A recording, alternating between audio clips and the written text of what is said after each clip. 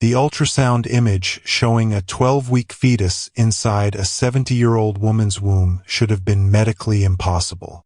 Yet there it was, displayed on a screen in front of 300 journalists, 6 lawyers, and Admiral Margot Sinclair's 3 furious children who were already calculating how to have her declared mentally incompetent.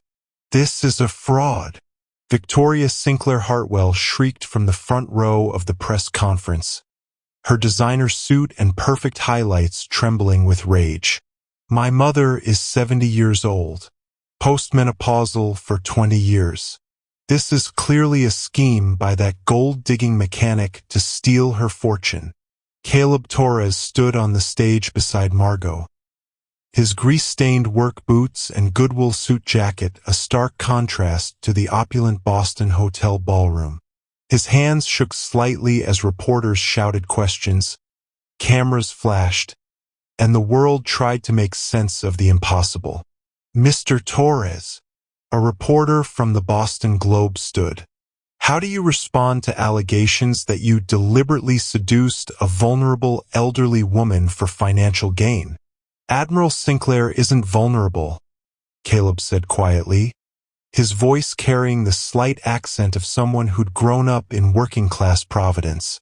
"She's the strongest person I've ever met, and I didn't seduce anyone. Enough." Margot's voice cut through the chaos with the authority of someone who'd commanded aircraft carriers and led sailors into combat zones. At 70, she sat ramrod straight in her wheelchair, a recent necessity after the hip surgery that had started this whole mess, wearing her dress whites with 4 stars gleaming on her shoulders. Her silver hair was pulled into the same tight bun she'd worn for 50 years of military service. Her ice-blue eyes swept the room with the intensity that had terrified admirals and presidents alike. "I called this press conference to address the rumors and to make something perfectly clear," she continued. "I am pregnant. The child is biologically mine and Mr. Torres's. The medical documentation has been verified by 3 independent specialists. And anyone who suggests I've been manipulated or coerced will be hearing from my attorneys." Hey everyone, welcome back to the channel. Before we dive deeper into what might be the most unexpected love story you'll ever hear, drop a comment and let me know where you're watching from. And if you haven't subscribed yet, do it now because this story is about 2 people from completely different worlds who created something miraculous together, and the powerful forces trying to destroy them for it. Trust me, you're not going to believe where this goes. The chaos had started 6 weeks earlier, in the most mundane way possible. Caleb Torres had been under the hood of a 1967 Corvette Stingray in his tiny garage in Providence, Rhode Island, when the tow truck had arrived with what looked like a vintage Bentley that had seen better days. "Owner says fix whatever's wrong with it," the driver had grunted. "Money's no object." The owner, it turned out, was Admiral Margot Sinclair, who'd recently retired after 50 years in the Navy, the last 10 as a 4-star admiral overseeing the Atlantic Fleet. She'd bought a historic mansion in Newport for her retirement and was systematically restoring both the house and the collection of classic cars that came with it. Caleb had been working on the Bentley's engine when a sleek black town car had pulled up and Margot herself had emerged, using a cane but moving with military precision. "You're Torres?" she'd asked, looking around his cramped garage with its peeling paint and ancient tools. "Yes, ma'am." "Admiral." Caleb had straightened, suddenly aware of the grease on his hands and the hole in his shirt. "The Bentley. How long to fix it properly?" 3 weeks, maybe 4. The engine needs to be completely rebuilt. Parts are expensive and hard to find. Money isn't the issue. Quality is. Can you do it right? Caleb had looked at this intimidating woman with her stars and her cane and her eyes, that had probably stared down enemy combatants, and told her the truth. "I'm the best mechanic in Providence. probably in Rhode Island. But I'm not cheap. She'd smiled then, the first crack in her armor. Good. I don't trust cheap. Start tomorrow. I'll have my assistant set up an account. That had been the beginning. Caleb had spent 4 weeks working on the Bentley, and Margot had started showing up at the garage. Not to check on progress, she trusted his work, but to talk. About cars. About engines. About the precision required to rebuild something broken. Then somehow about life. About her marriages, 3 of them all failures. About his one, also a failure that had left him broke and starting over at 32. About her estranged children who'd only contacted her when they needed money. About his parents who died in a car accident when he was 19, leaving him alone in the world. They'd been from completely different universes. She was military royalty, a millionaire with a mansion and a legacy. He was a mechanic who lived in a studio apartment above his garage and ate ramen 3 nights a week. But somehow they'd understood each other. The day he'd finished the Bentley, Margot had invited him to test drive it with her. They'd driven up the coast, the vintage engine purring perfectly, and she'd asked him about his dreams. I want my own shop, Caleb had admitted. Not just a garage, a real restoration business. But that takes capital I don't have. Takes connections. Takes someone who believes in your talent enough to invest. Margot had interrupted. How much? Admiral, I wasn't asking for. I know you weren't. That's why I'm offering. How much to get your business started properly? They'd negotiated that evening over dinner at her mansion. Caleb overwhelmed by the wealth and history surrounding him. Margot treating him like an equal instead of a charity case. She'd invested $200,000 in Tora's restoration. In exchange, she'd get 20% of the profits and first rights to restoration work on her collection. It was a business arrangement. Professional. Clean. Until the night Margot had fallen. She'd been showing Caleb another car in her collection. A 1955 Mercedes Gullwing. When she'd missed a step in the garage and went down hard, Caleb had caught her. But not before she'd twisted her hip badly. The hospital had admitted her for hip replacement surgery. Routine for someone her age, the doctor said. She'd be fine. Caleb had visited every day, brought her books, argued with her about engine specifications, made her laugh when the pain was bad. And somewhere in those hospital visits, something had shifted between them. You don't have to keep coming, Margot had said one evening, looking fragile in the hospital bed in a way she never looked anywhere else. I'm not your responsibility. You're my friend, Caleb had replied simply. Friends show up. The night before her discharge, Margot had taken his hand. I'm 70 years old, Caleb. I've commanded fleets. Made life and death decisions. Stared down enemies. But I've never been good at this. At letting people close. Me neither, he'd admitted. I think I'm falling in love with you, she'd said. Which is ridiculous.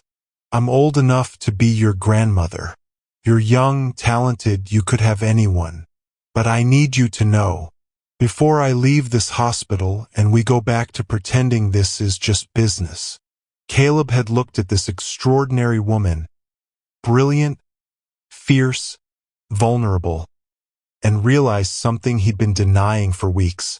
I love you too, he'd said. And I don't care about the age difference. I don't care what anyone thinks.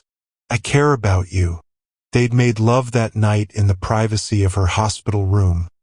Careful of her healing hip, both of them terrified and exhilarated and absolutely certain they were making a beautiful mistake. 3 weeks later, Margot had collapsed during a meeting with her financial advisors. The doctors had run tests, expecting complications from the surgery. Instead, they'd found the impossible.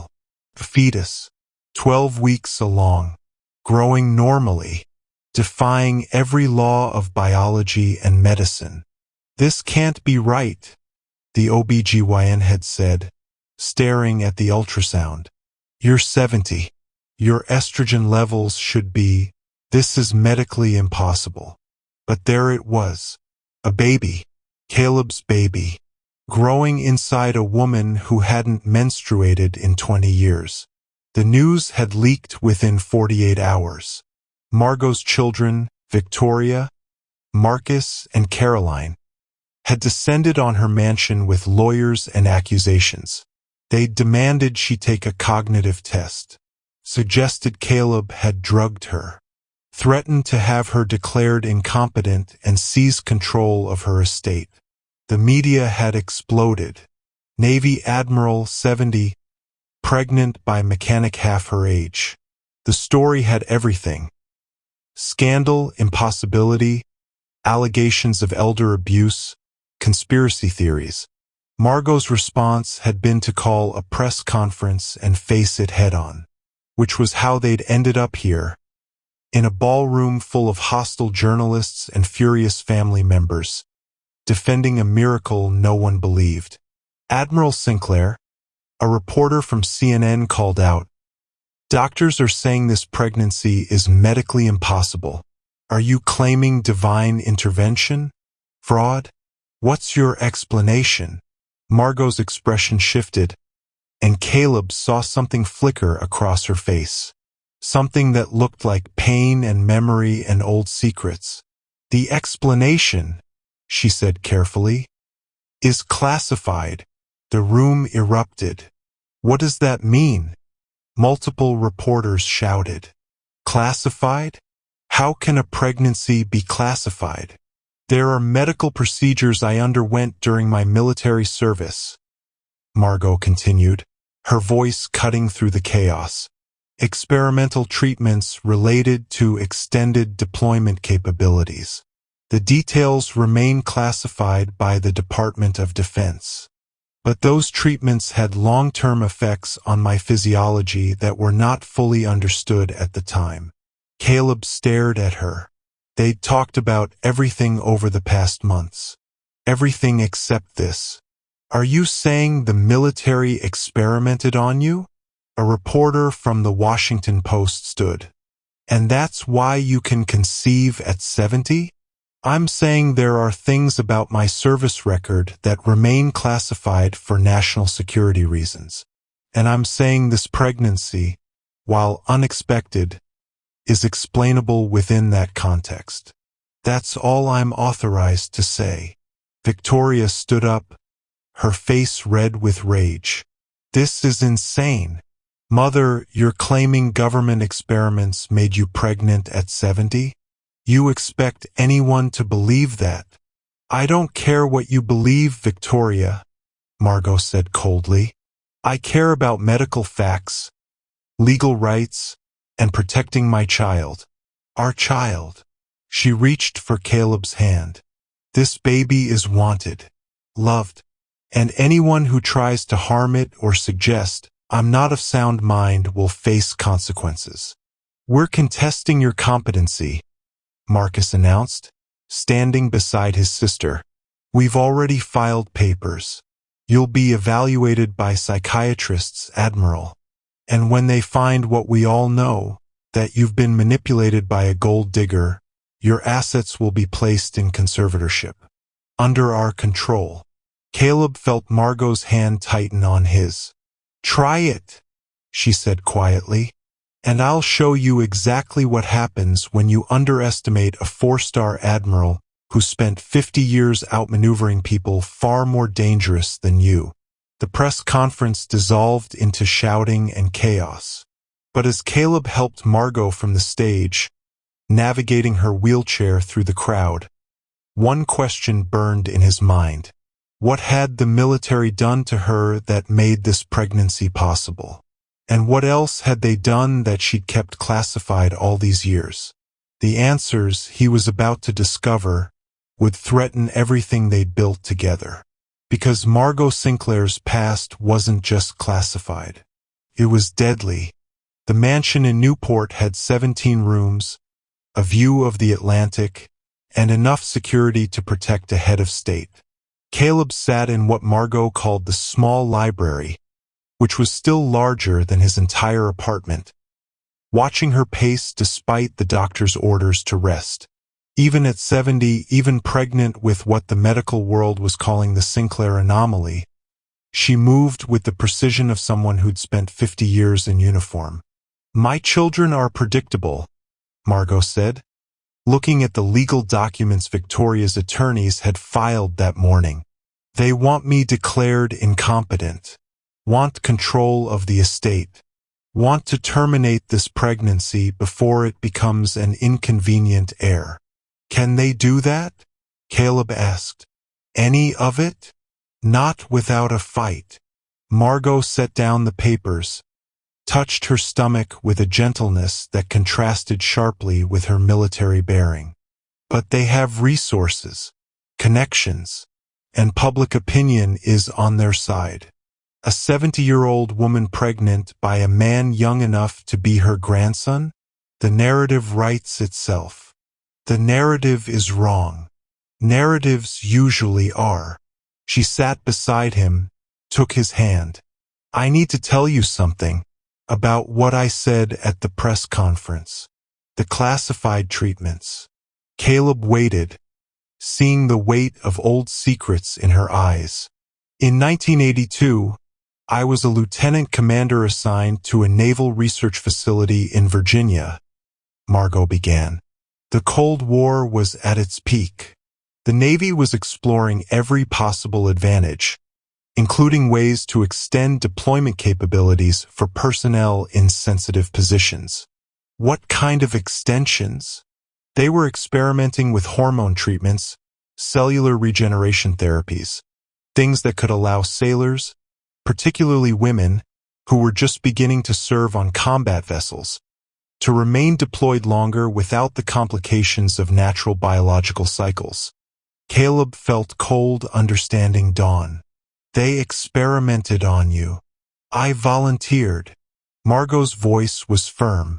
40 female officers, all volunteers. All told, we were participating in groundbreaking research that could change military service for women. They told us the treatments would suppress menstruation, extend fertility windows, potentially slow certain aging processes. What did they actually do? Modified our cellular structure at a genetic level.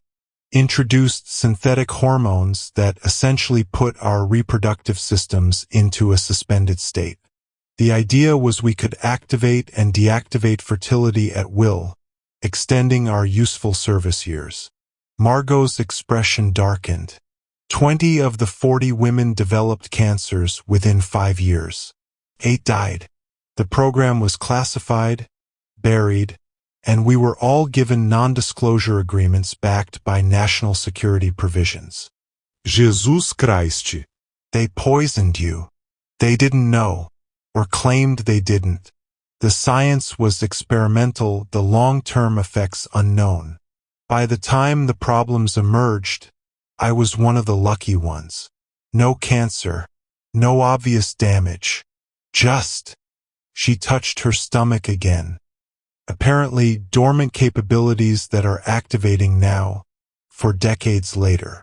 Caleb tried to process this. "So you can conceive at 70 because the military altered your biology in 1982? According to the specialists who've examined me, under strict NDAs, yes. The treatments put my reproductive system into a kind of stasis. The trauma of the hip surgery and subsequent hormonal changes from recovery appear to have triggered a reactivation." Margot looked at him directly.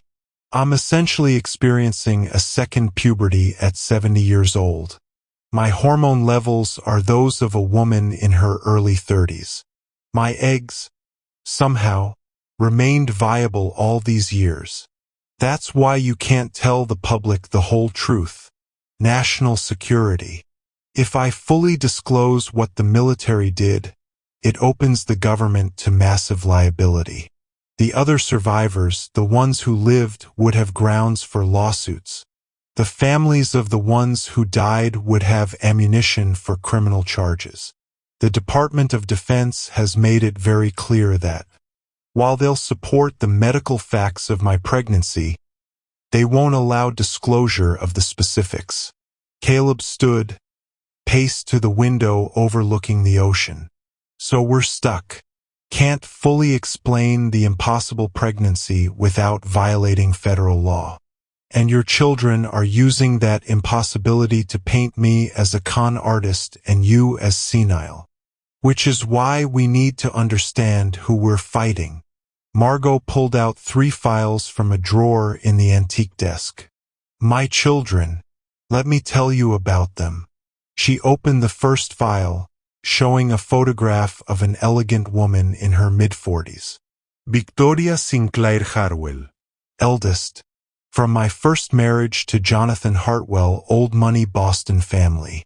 Victoria grew up in boarding schools while I was deployed. Resented my absence. Resented my career. Resented that I chose the Navy over playing society wife. What does she do now? Manages the family trust her father left her. Sits on charity boards. Married a senator's son. Lives in a world where appearances matter more than substance. Margot's voice was clinical, distant. She's always been embarrassed by me. A mother who commanded warships instead of hosting tea parties. This pregnancy?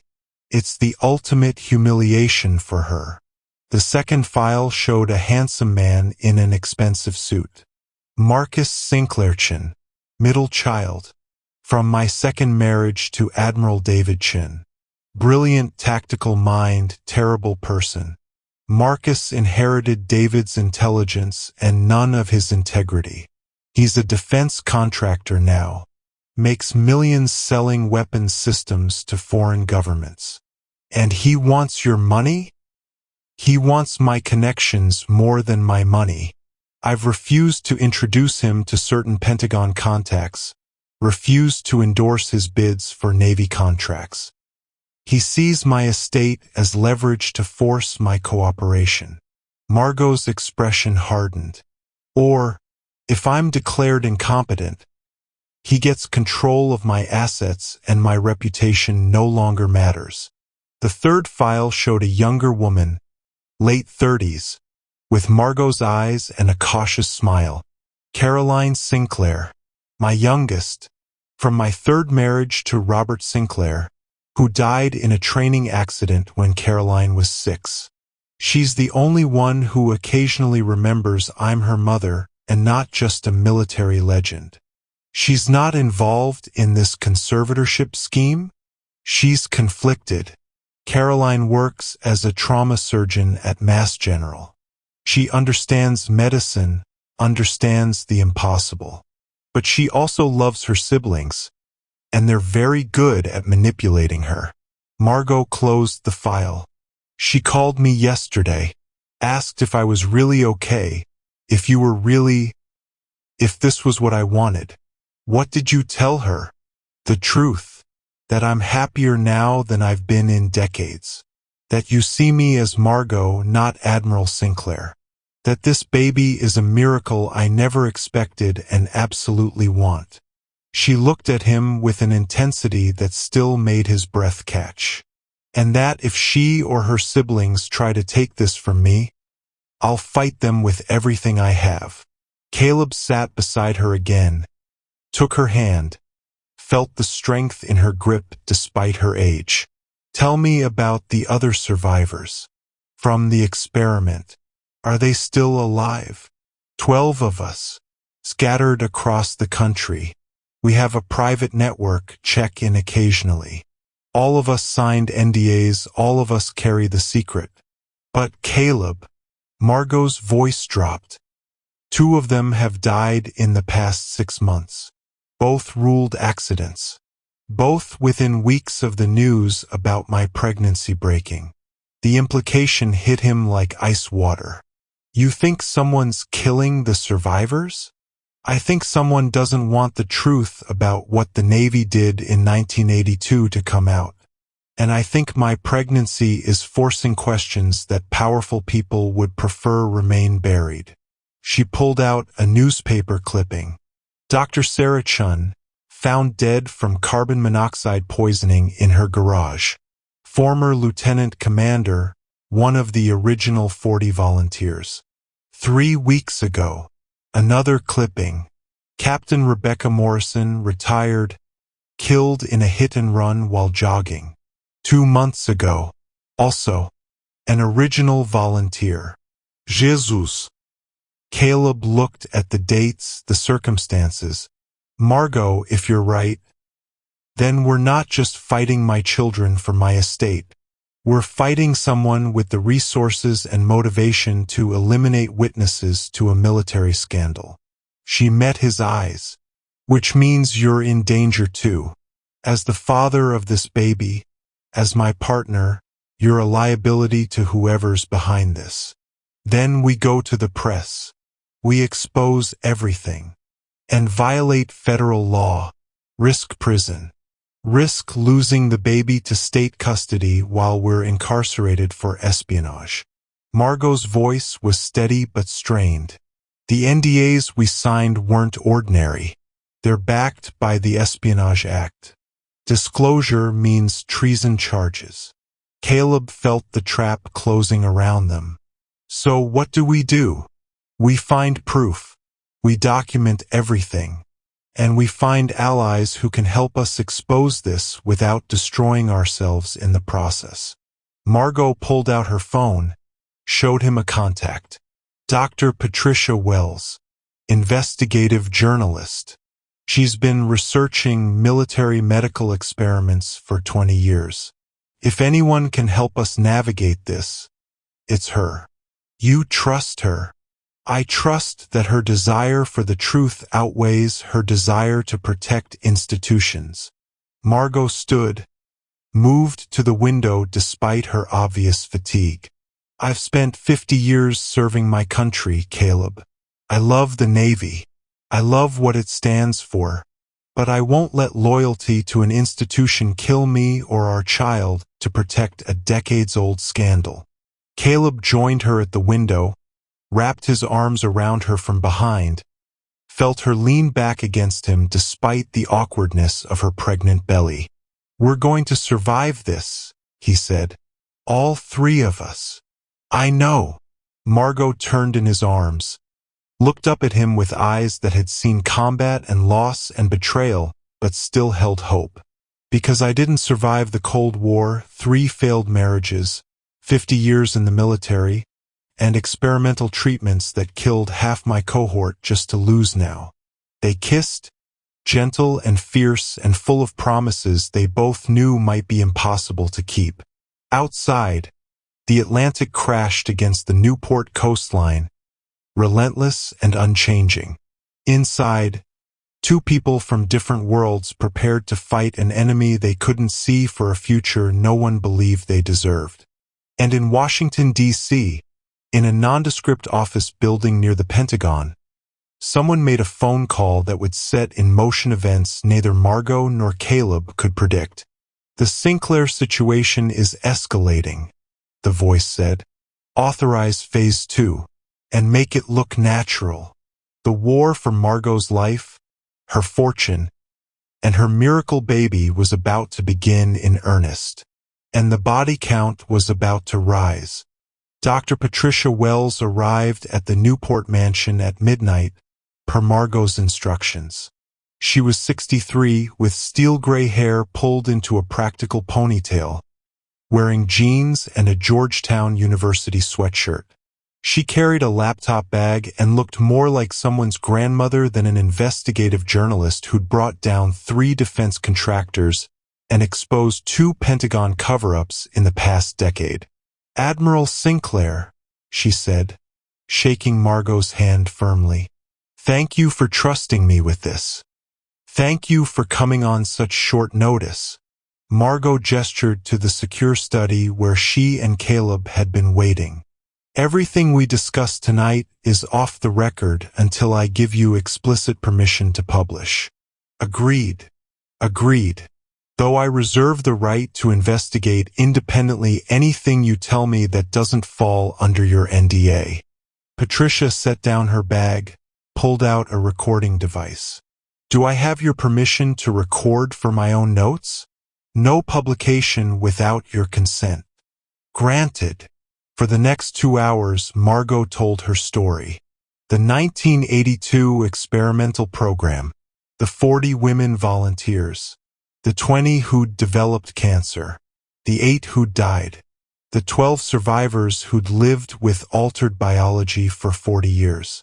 Patricia took notes, her expression growing darker with each revelation. I've heard rumors about this program, she said finally. Operation Artemis, supposedly shut down in 1985 after complications. But I could never find anyone willing to talk on record, because we all signed NDAs that carry espionage charges if violated, Margot said. And because most of us believed we were serving our country, even when that service nearly killed us. And now 2 of your fellow survivors are dead. Suspicious circumstances. Patricia pulled out her own files. I've been tracking this since Dr. Sarah Chen's death. Former naval officer, one of the leading researchers in regenerative medicine, dies from carbon monoxide in a garage with a door that witnesses say was always kept open. It didn't add up. She laid out photos, news clippings, police reports. Captain Rebecca Morrison. Hit-and-run driver never found. Commander Lisa Grant died from a fall downstairs in her own home 3 months ago. I didn't connect them until your pregnancy made headlines and I started digging into your service record. 3 dead, Margot said quietly. Not 2. I didn't know about Lisa. There's a 4th. Commander Jennifer Walsh. Heart attack 2 weeks ago. 59 years old, marathon runner, no history of cardiac issues. Patricia looked at Margot directly. Admiral, someone is systematically eliminating the Operation Artemis survivors. And you just became the most visible target by going public with an impossible pregnancy that proves the program's effects are still active. Caleb felt his stomach drop. How many survivors are left? Including Admiral Sinclair? 8. Patricia pulled up a document on her laptop. I've tracked down 7 of them, all living under different names, different lives. None of them willing to talk. All of them terrified. Can you contact them? Margot asked. Warn them. I've tried. 2 have refused to speak with me. 3 have restraining orders preventing me from approaching them. 1 moved out of the country last month and won't respond to messages. The 7th. Patricia's expression darkened. Commander Angela Hayes. She agreed to meet with me tomorrow in Boston. Said she had documents from the original program. Said she was tired of hiding. That's good, right? Caleb said. If she has proof, it's dangerous, Margot interrupted. If someone's killing survivors, they'll be watching for anyone who breaks silence. Which is why I'm meeting her in a public place. Faneuil Hall. Noon tomorrow. She's bringing her daughter for backup. Patricia looked at Margot. I want you there. If she sees you, sees that you're willing to fight, maybe others will find the courage too. I can't risk. You're already at risk.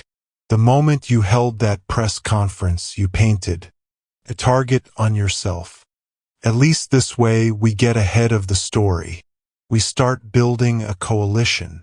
Margot looked at Caleb, then back at Patricia. We'll be there, but my security team comes too. Understood. They spent another hour planning, strategizing, going over every detail of the Operation Artemis program that Margot could remember. Patricia asked hard questions, took detailed notes, built the framework of an investigation that could expose one of the Navy's darkest secrets. At 2 a.m., Patricia stood to leave. "One more thing, Admiral. Your children's conservatorship petition. The hearing is scheduled for next week. They're bringing in psychiatrists to testify that the stress of pregnancy at your age has impaired your judgment. Let them try. They've also subpoenaed Mr. Torres's financial records. They're building a narrative that he seduced you for money, that the pregnancy was deliberate manipulation." Caleb's hands clenched into fists. "I've never taken a dime from Margot except the business loan, which I'm repaying with interest." "I know, and the records will prove that. But they'll argue the pregnancy itself was the ultimate manipulation. A way to secure permanent access to the estate through paternity." Patricia's voice was gentle but firm. "You need to be prepared for them to paint you as the villain in this story." "He's the father of my child," Margot said coldly. "Not a gold digger. Not a manipulator. The man I love. And anyone who suggests otherwise will face consequences." After Patricia left, Caleb and Margot sat in the study, the weight of everything pressing down on them. "You should leave," Margot said quietly. "Tonight. Disappear before this gets worse. You didn't sign up for murder conspiracies and federal investigations. Neither did you, but you're still here, still fighting. I'm 70 years old. I've lived my life. You're 32. You have decades ahead of you." She touched his face. "I can't watch you get hurt because of me. Too late. I'm already in this." Caleb took her hand. "We're in this. All three of us." They went to bed that night holding each other, trying to find comfort in a world that had suddenly become far more dangerous than either had imagined. At 6 a.m., Caleb's phone rang. It was Patricia Wells, her voice shaking. "Commander Hayes is dead. Car accident on I-93 on her way to meet me. Witnesses say a black SUV forced her off the road. The driver fled the scene." Caleb felt ice flood his veins. "When?" 2 hours ago. She was bringing her daughter. The daughter survived. She's at Mass General now, critical condition." "But Caleb," Patricia's voice broke. "Before the accident, Angela texted me. Said someone had broken into her house last night. Said she felt like she was being followed. Said if anything happened to her, I should know the truth." "What truth?" "Operation Artemis wasn't shut down in 1985. It went underground. And whoever's running it now doesn't want the survivors talking about what was done to them." Patricia paused. "I'm sending you an encrypted file. Documents Angela uploaded to a secure server before she left her house. Open it carefully. And Admiral Sinclair? Whatever you do, don't go to that conservatorship hearing next week. It's a trap." "What kind of trap?" "The kind where you walk into a courtroom and don't walk out. Angela's documents include communications between someone in the Pentagon and your daughter Victoria. They're coordinating. The conservatorship isn't just about your money. It's about silencing you before you can expose what was done." The line went dead. Caleb ran to Margot's room, found her already awake, reading something on her tablet. She looked up, her face pale. "Commander Hayes is dead," she said. "Patricia just sent the news." "I know. She called me too." Caleb showed her his phone. "And she sent files. From Angela. About Operation Artemis." Margot opened the encrypted file with shaking hands. What she found inside made her breath catch. Documents from 1982 through the present day. Evidence that Operation Artemis had never ended. that the surviving women had been monitored for decades, that their medical conditions, their locations, their lives had been tracked by a shadow program within the Department of Defense. And a list of names: Pentagon officials, defense contractors, medical researchers, all connected to a program that had moved from experimenting on volunteers to studying the long-term effects without the survivors' knowledge or consent. At the bottom of the document was a note in Angela Hayes's handwriting. They've been watching us for 40 years, documenting our health, our fertility, our aging processes. We weren't volunteers. We were test subjects. And now that some of us are showing unexpected capabilities, like Margot's pregnancy, they're eliminating us before we can prove what was done. If you're reading this, I'm probably already dead. Don't let them silence you too. Tell the world what they did to us. Margot looked at Caleb, tears streaming down her face. They killed her. They're going to kill all of us. Not if we expose them first. How? We have documents from a dead woman. We have speculation. We have no proof of current operations. No living witnesses willing to testify. We have you, Caleb said. You're living proof. Your pregnancy proves the treatments had lasting effects. That makes you evidence they can't destroy without committing murder in front of the whole world. Which is exactly why the conservatorship is so dangerous. If Victoria gets me declared incompetent, I lose all credibility. Anything I say becomes the ramblings of a senile old woman.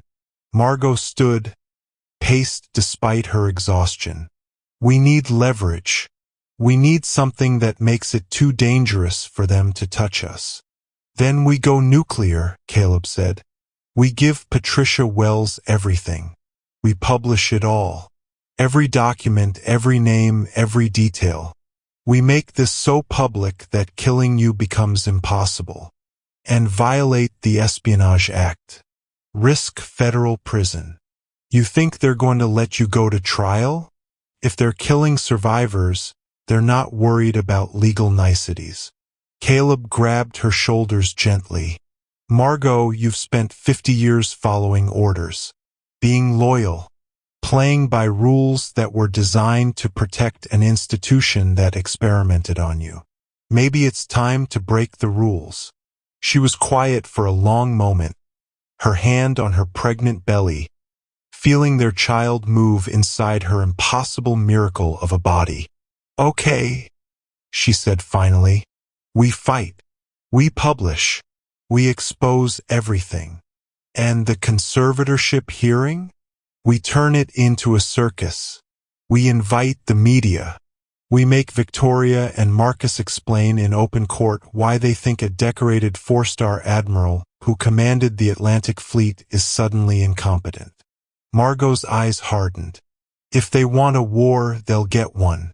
But they're fighting an admiral. And I don't lose wars. They spent the rest of the morning coordinating with Patricia Wells, planning their exposure, building their case. At noon, Margot's phone rang. Unknown number. She answered, put it on speaker. A digitally altered voice filled the room. Admiral Sinclair, you're making a mistake. Walk away from this investigation. Accept the conservatorship. Live quietly in your mansion with your mechanic. We'll ensure the baby is born safely and you both survive. But if you publish those documents, if you expose Operation Artemis, the consequences will be severe. Who is this? Margot demanded. Someone who's been watching you for 40 years. Someone who knows exactly what you're capable of. And someone who's giving you one chance to save yourself. The voice paused. Commander Hayes made the wrong choice. Don't follow her example. The line went dead.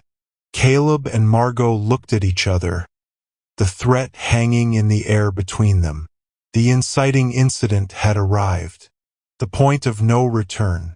They could back down, accept silence, live with the constant fear that one day the organization would decide they were too dangerous to leave alive. Or they could fight, expose the truth, and risk everything. Margot picked up her phone and called Patricia Wells. "Publish it all," she said. "Every document, every name, every detail. And Patricia, make sure my children know that if anything happens to me or Caleb, there are sealed instructions with my attorneys to release even more damaging information. They want to silence me? Let's see them try when the whole world is watching." The war had officially begun, and this time the casualties would be measured in reputations, fortunes, and the very survival of everyone involved. Patricia Wells's article dropped at 6 a.m. on the Washington Post website with a headline that shattered the internet. Navy's secret experiment. How Operation Artemis turned female officers into unwitting test subjects for decades. By 8 a.m., it had been shared 2 million times. By noon, the Pentagon had issued 3 contradictory statements. By 2 p.m., Congress had called for emergency hearings. And by 4 p.m., someone tried to kill Margot. The car bomb was planted under her Bentley, the same car Caleb had restored months ago. Only luck saved them. Caleb had decided to take his truck to the pharmacy instead, leaving the Bentley in the garage. The explosion destroyed half the garage and shattered windows throughout the mansion. "This is a warning," Margot said, watching firefighters douse the flames. "Next time they won't miss." Her security chief, former Navy SEAL Commander James Mitchell, stood beside her with a grim expression. "Mom, îmi recomending imediate relocation." "This property is too exposed. Too many access points." "Relocate where?" "They've been tracking me for 40 years. They know everywhere I've been, everywhere I could go." "Then we go somewhere they don't know about," Caleb said. "Somewhere that's not connected to your military service or your money." He'd called his cousin Miguel, who owned a fishing camp in rural Maine. Off-grid. No paper trail connecting it to Caleb. 3 hours from Newport. "We leave tonight," Margot decided. "But first, I'm giving one more interview. Live. So everyone knows if something happens to me after this, it wasn't an accident." The interview aired on CNN at 8 p.m. Margot sat in her wheelchair, pregnant belly visible, Caleb beside her, and told the world everything. Operation Artemis, the dead survivors, the threats, the car bomb. "Someone is killing women who served their country," she said, looking directly into the camera. "Women who volunteered for experimental treatments because we believed it would help female sailors serve better. And now, 40 years later, we're being eliminated because we're evidence of crimes the Pentagon doesn't want exposed." The interviewer asked about her children's conservatorship petition. "My children are working with the people who want me silenced," Margot said bluntly. "Victoria and Marcus have been coordinating with Pentagon officials. I have proof. They're not protecting me. They're helping eliminate a problem." Victoria's response came within an hour. A press release claiming her mother's paranoid delusions proved she needed psychiatric intervention. Marcus went further, holding his own press conference. "My mother is 70 years old, pregnant, and clearly suffering from severe mental deterioration. The car bomb was likely staged. The conspiracy theories are delusions. We're proceeding with the conservatorship for her own protection." Public opinion split down the middle. Half the country saw Margot as a hero exposing government corruption. The other half saw an elderly woman experiencing a psychotic break, manipulated by a younger man. At midnight, Margot, Caleb, and a small security team left for Maine in 3 unmarked vehicles. In the back seat, Margot held Caleb's hand and felt their baby kick. "I'm sorry," she whispered, "for dragging you into this, for putting you in danger." "Stop apologizing for other people's crimes," Caleb said. "You didn't create this mess. You're just refusing to die quietly so they can bury their secrets." 2 days later, another survivor came forward. Commander Maria Santos, living in Arizona under an assumed name, recorded a video corroborating everything Margot had said. She was dead within 48 hours. Supposed suicide. The body count was rising, and Margot knew that eventually they'd come for her too. The question was whether she could expose enough truth before they succeeded. The call came from Caroline at 3 a.m. Margot's youngest daughter had been radio silent since the conservatorship petition, refusing to take sides between her mother and siblings. Now her voice cracked through the encrypted line Caleb had set up. "Mom, I need to see you. I have something you need to know. Something about Victoria and Marcus. It's not safe for you two. I'm already in danger. They know I've been looking into things. Please, this changes everything." They met at a diner halfway between Boston and the main hideout. Caroline arrived alone, looking exhausted, carrying a medical bag and a flash drive. "I'm a trauma surgeon," Caroline said, sliding into the booth across from Margot and Caleb. "I see patterns other people miss. When Commander Santos died, the autopsy report listed suicide. But I pulled strings, got access to the actual medical files." She opened her laptop, showed them photographs. "These aren't self-inflicted wounds. The angle is wrong. The toxicology shows forced ingestion. Someone murdered her and made it look like suicide." "We suspected that," Margot said carefully. "But you didn't suspect this." Caroline pulled out medical records. "I accessed the files of all 4 dead survivors. They all show the same anomaly in the weeks before death. Elevated levels of a specific synthetic hormone. The same hormone that was used in Operation Artemis." Caleb leaned forward. "Someone was dosing them? Someone was activating their dormant genetic modifications, triggering biological responses that caused catastrophic failures in aging bodies not prepared for the stress." Caroline's hands shook. "Mom, they weren't just killing survivors. They were testing them, using the same treatments that made your pregnancy possible to see what else the modifications could do." Margot felt ice flood her veins. "They're still experimenting. Not just experimenting. Advancing the research.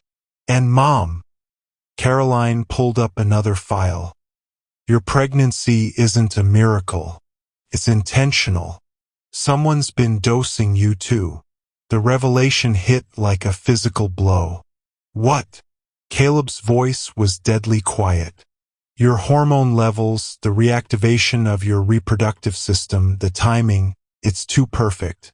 Someone triggered this." Caroline showed them lab results. "I compared your blood work from before the hip surgery and after. There's a synthetic compound present that wasn't there before. Someone administered it during your surgery or recovery." "Who?"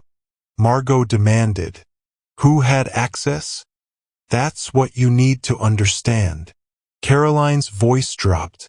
"Victoria and Marcus aren't just trying to steal your money. They're working with the people running the new version of Operation Artemis.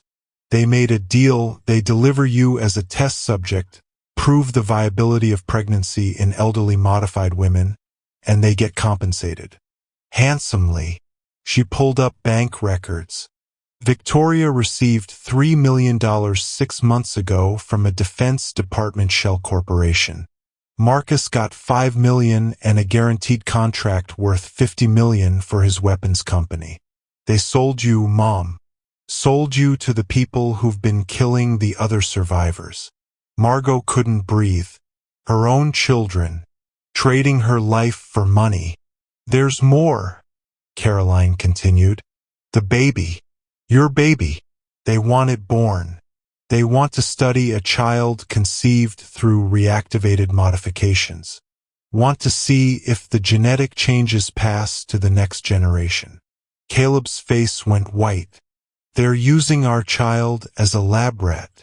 Not if we stop them first. Caroline pulled out the flash drive. I've been documenting everything for 3 months. Victoria's communications with Pentagon officials. Marcus's contracts tied to bioweapons research. Financial trails. Medical records. Everything. Why? Margot asked. Why help me now? Why not earlier? Because I didn't know how deep it went. I thought Victoria and Marcus were just greedy. Then Commander Santos died and I saw the autopsy. Started investigating. Found things that made me realize my siblings aren't just stealing. From you. They're accessories to murder. Caroline's eyes filled with tears.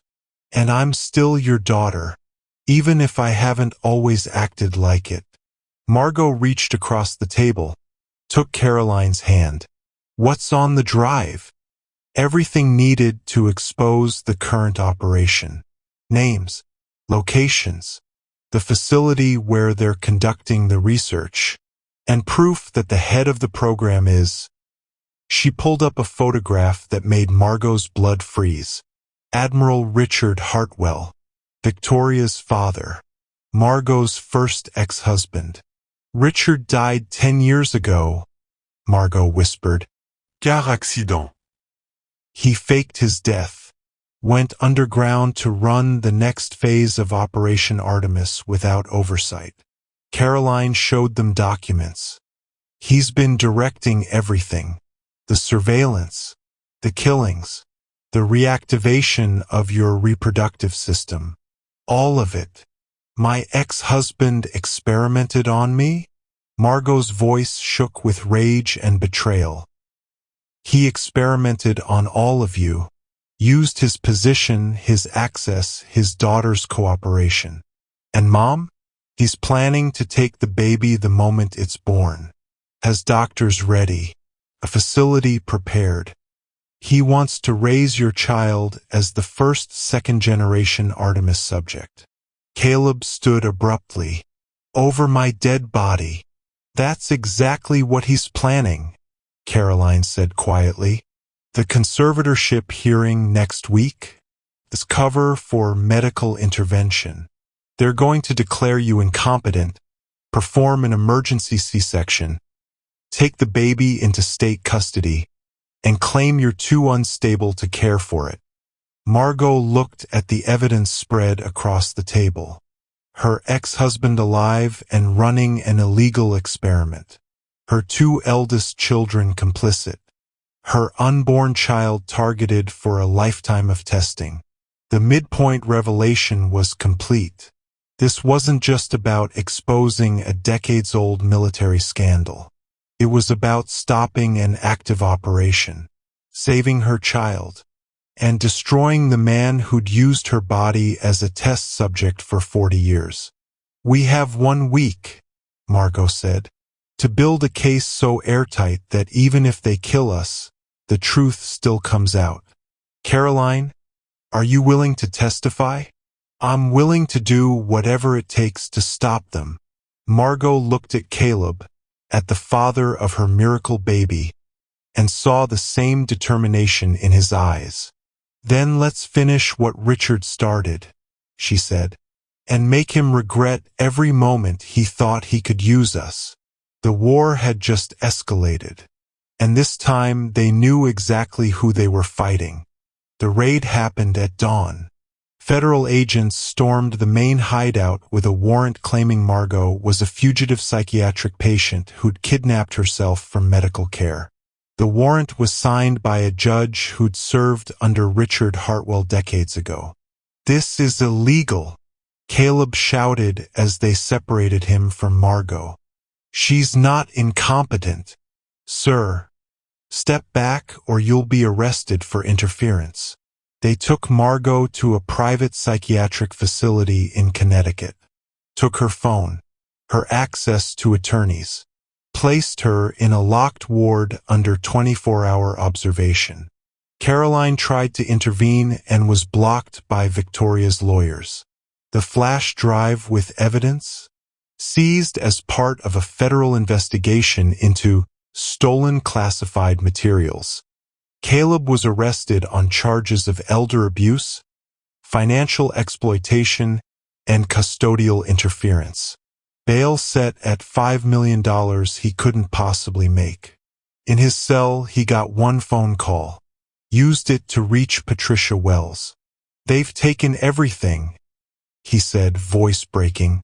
"Margot's locked up. The evidence is gone. I can't protect her or the baby." "The story's still out there," Patricia said. "People are asking questions. Questions don't stop forced C-sections. Questions don't save her from Richard's doctors." Caleb pressed his forehead against the cold concrete wall. "We lost." In the psychiatric facility, Margot sat in a sterile room while doctors reviewed her chart. Doctors she recognized from Richard's research team decades ago. "Admiral Sinclair," one of them said with false kindness. "We're here to help you. The pregnancy is putting enormous stress on your 70-year-old body. We recommend immediate delivery for your safety." "I'm only 28 weeks. The baby isn't viable yet. We have excellent neonatal facilities. The child will receive the best care. In a laboratory, as a test subject, exactly as Richard planned. And if I refuse? The conservatorship hearing is in 3 days.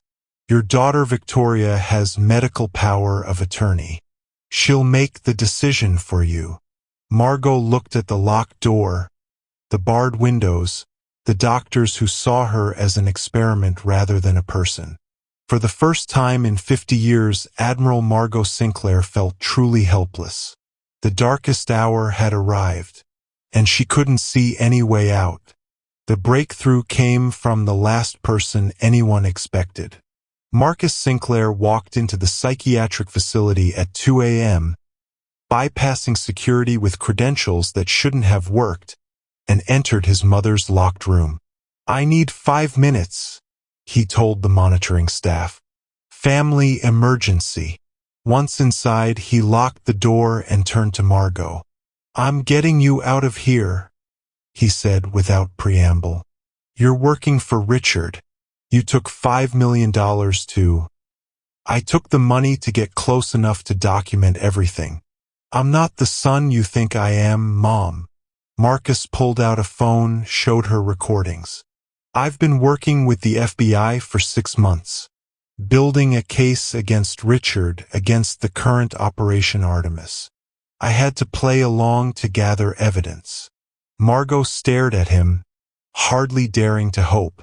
"Victoria is genuinely awful and fully complicit.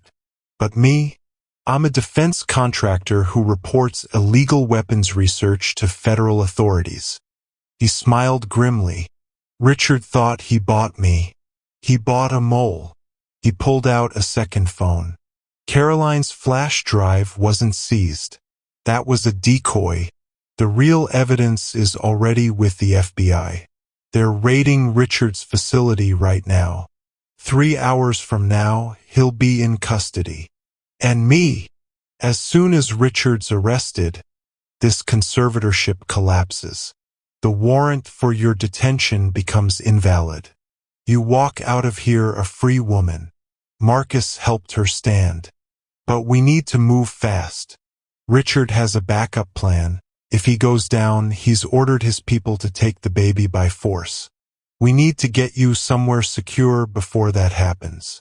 Through the window, Margot saw helicopters approaching. "FBI," Marcus said, "and Navy." Turns out a lot of people don't appreciate when someone experiments on decorated admirals. Your former colleagues rallied. 3 4-star admirals, 2 senators, and the current chief of naval operations are outside demanding your release. Margot felt tears stream down her face. Why didn't you tell me? Because I needed Richard to believe I'd betrayed you. Needed him confident enough to make mistakes. Marcus squeezed her hand. I'm sorry, Mom. For every moment you thought I'd sold you out. But it was the only way to get close enough to destroy him. The door burst open. FBI agents, Navy security, and Caroline rushed in. Mom! Caroline embraced her. It's over. Richard's in custody. His facility is shut down. The program is exposed. Caleb appeared behind them, released from custody, and pulled Margot into his arms. You're safe, he whispered. All of you are safe. For the first time in weeks, Margot believed it. The turning point had arrived, and the family she'd thought had betrayed her had actually saved her. The Senate hearing 3 weeks later was broadcast live on every major network. Richard Hartwell sat in handcuffs, facing a panel of senators and the families of the women his program had killed. His facility had been raided, his records seized, his doctors arrested. Admiral Hartwell, Senator Patricia Morrison began. You faked your death, went underground, and continued illegal human experimentation for a decade. You killed for women. You manipulated your own daughter into betraying her mother. How do you plead? Not guilty. Everything I did was for national security. You impregnated your ex-wife without her consent using experimental hormones. The senator interrupted. You planned to steal her child for research. That's not national security. That's psychopathy. Marcus testified for 6 hours, presenting evidence that destroyed any remaining credibility Richard had. Bank records, communications, medical files showing the deliberate targeting of Operation Artemis survivors. Victoria offered immunity in exchange for testimony, confirmed everything. She thought she was helping her father's legitimate research. By the time she'd realized the truth, she was in too deep. I'm sorry, Mom, she said from the witness stand, looking at Margot in the gallery. I was wrong. About everything. Margot didn't forgive her. Not yet. Maybe not ever. But she nodded acknowledgement. The verdicts came swiftly. Richard, life in federal prison. His accomplices, sentences ranging from 10 to 30 years. The Pentagon, forced to declassify Operation Artemis, pay reparations to survivors and victims' families, and implement oversight preventing future abuses.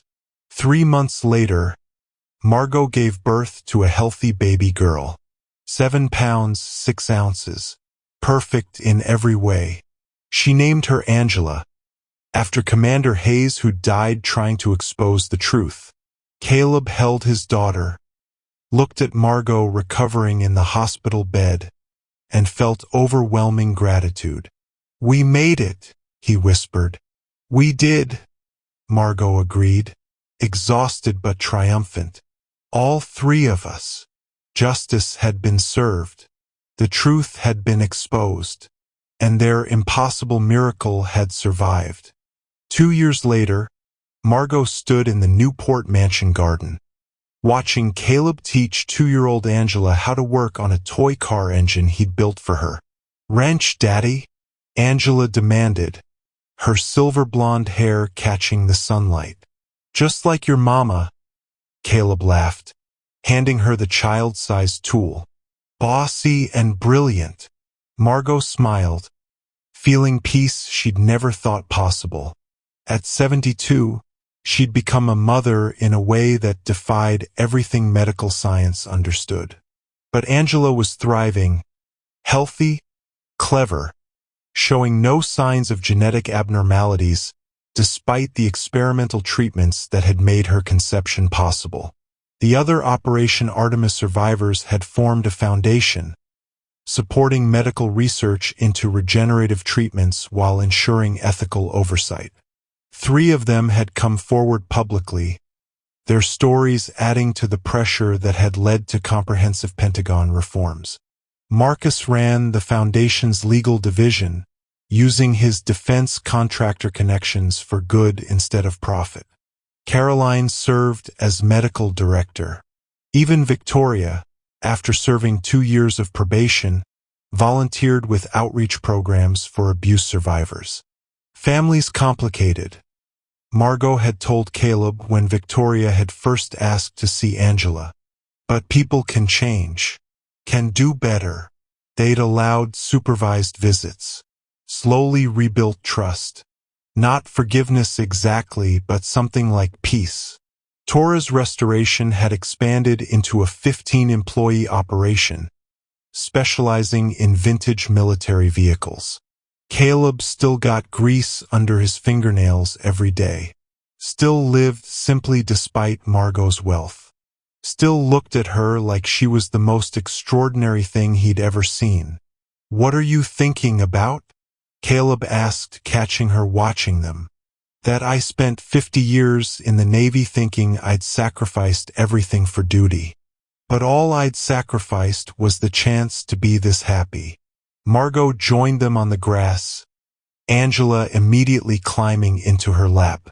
"And that miracles come in unexpected packages. Like 70-year-old admirals and poor mechanics," Caleb agreed. "Like family," Margot corrected. "However it's built, wherever it comes from." Angela grabbed both their hands, giggling as she pulled them toward her toy garage. And Margot knew with absolute certainty that every moment of the fight had been worth it. For this, for love, for the impossible miracle of being exactly where she belonged. Thank you for joining Margot, Caleb, and Angela's extraordinary journey. If this story moved you, reminded you that family comes in all forms, or showed you that it's never too late for miracles, please leave a comment sharing your favorite moment. Remember, love doesn't follow timelines or expectations. Courage isn't about never being afraid. It's about fighting for what matters even when you're terrified. And family isn't just blood. It's the people who choose to stand beside you when the world says you don't belong together. If you haven't subscribed, please do, because I have so many more stories about unexpected love, impossible victories, and the courage to fight for what you deserve. You are never too old for new beginnings. You are never too different for real love. And you are never too ordinary to do extraordinary things. Until next time, keep believing in miracles.